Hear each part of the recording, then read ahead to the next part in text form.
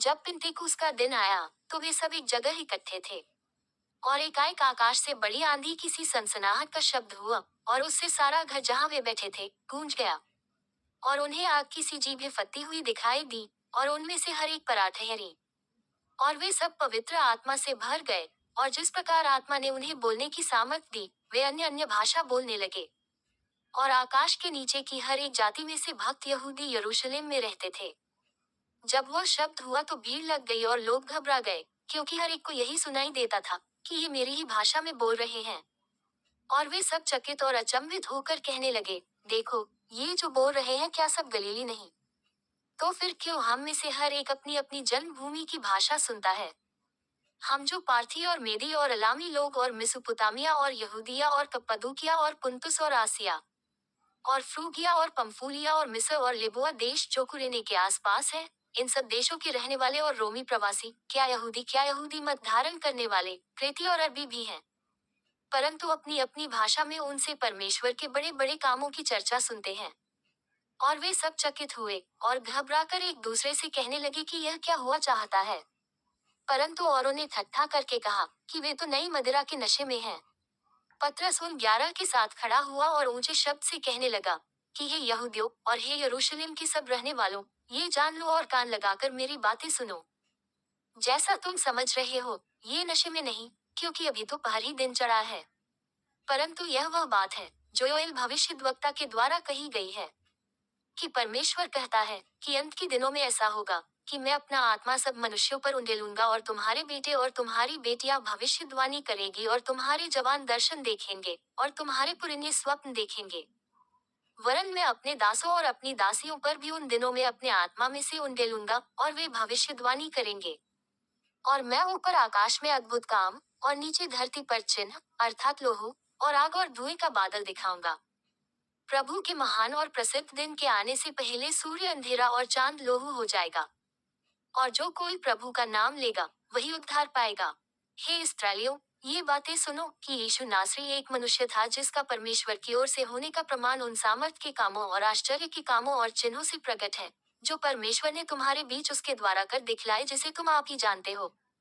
उसी को, जब वह परमेश्वर की ठहराई हुई मनसा और होनहार के ज्ञान के अनुसार पकड़वाया गया, तो तुमने अधर्मियों के हाथ से उसे क्रूस पर चढ़वाकर मार डाला।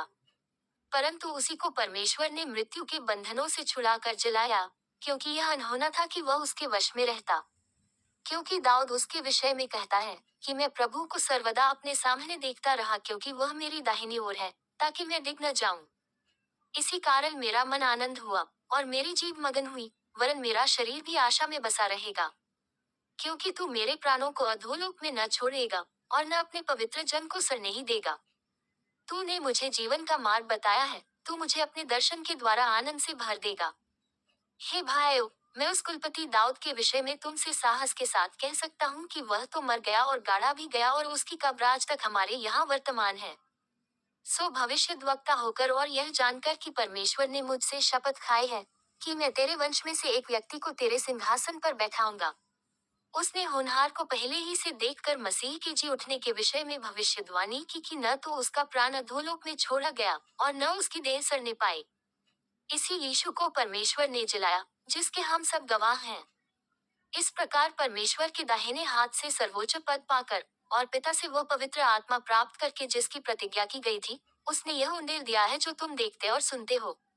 क्योंकि दाऊद तो स्वर्ग पर नहीं चढ़ा, परंतु वह आप कहता है कि प्रभु ने मेरे प्रभु से कहा, मेरे दाहिने बैठ, जब तक कि मैं तेरे बैरियों को तेरे पांवों तले की चौकी न कर दूं।